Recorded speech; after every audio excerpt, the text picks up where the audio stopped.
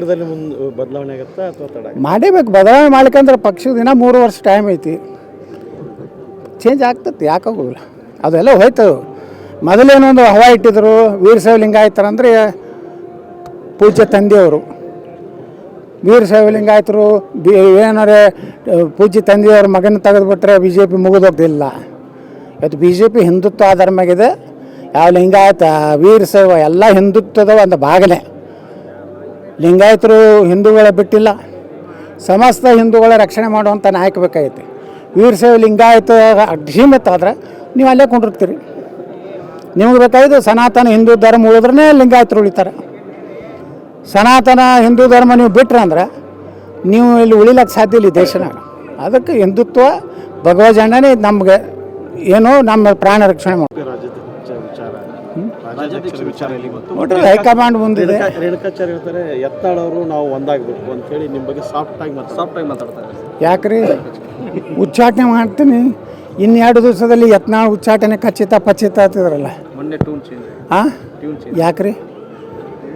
ಅದೇ ಅವ್ರೇನೋ ಈಗ ಮ್ಯಾಗ ಗುರ್ತಾಗ್ಬಿಟ್ಟೈತಿ. ಯತ್ನಾಳ್ ಏನು ಅನ್ನೋದು ಗುರ್ತಾಗೈತಿ, ವಿಜೇಂದ್ರ ಏನು ಅನ್ನೋದು ಗೊತ್ತಾಗೈತಿ. ಎಲ್ಲ ಮಾಹಿತಿ ಹೋಗ್ಯಾವು. ಯತ್ನಾಳ್ ಹೊರಗೆ ಹಾಕೋದು ಆಗೋದಿಲ್ಲ ಅಂತ ಗೊತ್ತಾಗೈತಿ. ಅದಕ್ಕೆ ಪಟ್ನ ಎಲ್ಲರೂ ಯತ್ನಾಳ್ ಅಧ್ಯಕ್ಷ ಮಾಡಿಬಿಟ್ರೆ ಹಂಗತ್ತು. ಹೀಗೆ ಬಚಾವ್ ಬಚಾವ್ ಬಚಾವ್. ಈಗ ಯತ್ನಾಳ್ ಅವರು ಬೇಡಿಕೆ ಹೇಳಿದ್ರೆ ಯತ್ನಾಳ್ ಅವರು ನಿರಂತರವಾಗಿ ಇನ್ನೂ ನಮ್ಮ ಹಿಂದೂ ಹೆಣ್ಮಕ್ಳು ಜಾಗೃತರಾಗಬೇಕು. ಈ ರೀತಿ ಅವ್ರಿಗೆ ಒಂದು ಸಂಗಾತ ಏನು ಒಂದು ಮಾಡ್ತಾರಲ್ಲ, ಅದರಿಂದ ಪ್ರಾಣ ಕಳ್ಕೊತಾ ಇದ್ದಾರೆ.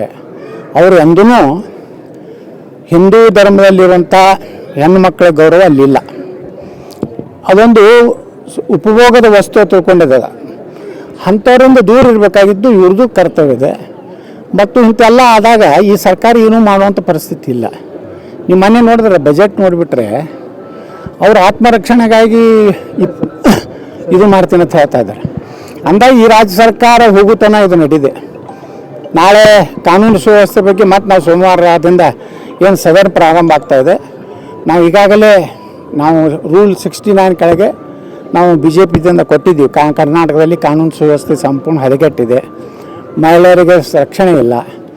ಹಿಂದೂ ದೇವಸ್ಥಾನಗಳು, ಹಿಂದೂ ಜಾತ್ರೆ ಹಬ್ಬಗಳಿಗೆ ಇವತ್ತು ಸುರಕ್ಷತೆ ಇಲ್ಲ. ಇದೆಲ್ಲರ ಬಗ್ಗೆನೂ ನಾಳೆ ನಾವು ಇನ್ನೂ 1 ವಾರ ಸದನ ಇದೆ, ಅಲ್ಲಿ ಮಾತಾಡ್ತೀವಿ. ಸರ್, ಒಂದು ಕಡೆ ಗಲಭೆಕೋರರಿಗೆ ಕ್ಲೀನ್ ಚಿಟ್ ಕೊಡುವಂಥದ್ದು, ಮತ್ತು ಒಂದೇ ಸಮುದಾಯ ಟಾರ್ಗೆಟ್ ಮಾಡ್ಕೊಂಡು ಅವ್ರಿಗೆ ಮೀಸಲಾತಿ ಕೊಡುವಂಥದ್ದು, ಅದನ್ನು ನಾವು ಕೋರ್ಟ್ನಲ್ಲಿ ಈಗಾಗಲೇ ಪ್ರಶ್ನೆ ಮಾಡಿದ್ದಾರೆ. ಹುಬ್ಬಳ್ಳಿ ಗಲಭೆಯಲ್ಲಿ ನಾನು ಮೊನ್ನೆ ಹೇಳಿದ್ದೇನೆ, ಪೊಲೀಸರ ನೈತಿಕ ಬಲವನ್ನು ಇವರು ಕುಗ್ಗಿಸ್ತಾ ಇದ್ದಾರೆ.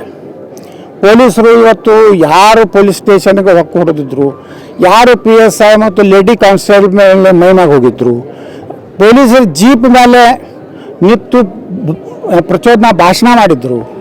ಉದಯಗಿರಿಯಲ್ಲಿ ಆದಂಥದ್ದು, ಹುಬ್ಬಳ್ಳಿಯಲ್ಲಿ ಆದಂಥದ್ದು, KGDGಯಲ್ಲಿ ಎಲ್ಲ ಆದಂಥದ್ದು, ಇದೆಲ್ಲ ನೋಡಿದ್ರೆ ಈಗ ಸಿದ್ದರಾಮಯ್ಯ ಸರ್ಕಾರ ಬಂದ ಮ್ಯಾಗೆ ಆ ಕೋಮಿಗೆ ಇದು ನಮ್ಮದಿದೆ ಒಂದು ಪಾಕಿಸ್ತಾನ ತಿಳ್ಕೊಂಡ್ಬಿಟ್ಟಿದ್ದಾರೆ. ಪಾಕಿಸ್ತಾನ ಭಾಗ ತಿಳ್ಕೊಂಡಿದ್ದಾರೆ. ಇದಕ್ಕೆ ಕಾರಣ ಸಿದ್ದರಾಮಯ್ಯ ಸರ್ಕಾರನೇ. ಎಷ್ಟು ಅವರು ಅತಿಯಾಗಿ ಅವ್ರ ವರ್ತನೆ ಆಗ್ತಾ ಇದ್ದಾರೆ. ಇದು ಕಾನೂನು ಸುವ್ಯವಸ್ಥೆ ಸಲುವಾಗಿ ನಾವು ಮಾತಾಡ್ತೀವಿ. ಮುಂದಿನ ದಿವಸಗಳಲ್ಲಿ ಅನಿವಾರ್ಯವಾಗಿ ಹೋರಾಟ ಮಾಡುವಂಥದ್ದು. ನೋಡ್ರಿ, ಅವ್ರು ಬರೀ ಹೋಟ್ ಬೇಕಾಗಿದೆ. ಅವರಿಗೆ ರಾಜ್ಯ ಶಾಂತಿಯಿಂದ ಇರೋದು ಬೇಕಾಗಿಲ್ಲ. ಬರೀ ಅವ್ರು ಹೋಟ್ ಅವ್ರು ಏನು ಹೇಳಿದಕ್ಕೆ ಅಲ್ಲ. ಪೊಲೀಸ್ ಸ್ಟೇಷನ್ ಬೆಂಕಿ ಹಚ್ಚಾರು ನೀವು ಕೇಸ್ ವಾಪಸ್ ತಗೋತೀರಂದ್ರೆ ಹೆತ್ತ ದುರ್ದೈವ. ಅದು ಯಾವುದೇ ಕೋಮನವ್ರು ಕಾಂಗ್ರೆಸ್ MLA ಮನೆ ಮೇಲೆ ದಾಳಿ ಮಾಡಿದ ದಲಿತ MLA ಅವನ ಮನೆ ಮೇಲೆ ದಾಳಿ ಮಾಡಿದ್ರು ಅವ್ರು ಕೇರ್ ಮಾಡಲಿಲ್ಲ. ಹಿಂಗೆ ಅವರು ಒಂದೇ ಪಕ್ಷವಾಗಿ ಇವತ್ತೇನು ಮಾಡ್ತಾ ಇದ್ದಾರೆ, ಇದು ಮುಂದಿನ ದಿವಸಗಳಲ್ಲಿ ಜನ ಬುದ್ಧಿ ಕಲಿಸ್ತಾರೆ. ಮತ್ತು ಈ ಜನರು ತಾಳ್ಮೆಗೂ ಒಂದು ಮಿತಿ ಇದೆ. ಅದನ್ನು ಪರೀಕ್ಷೆ ಮಾಡೋಕ್ಕೆ ಹೋಗಬಾರ್ದು ಕಾಂಗ್ರೆಸ್ ಸರ್ಕಾರ. ಇದನ್ನು ನಿಶ್ಚಿತವಾಗಿಯೂ ಇದನ್ನು ನಾವು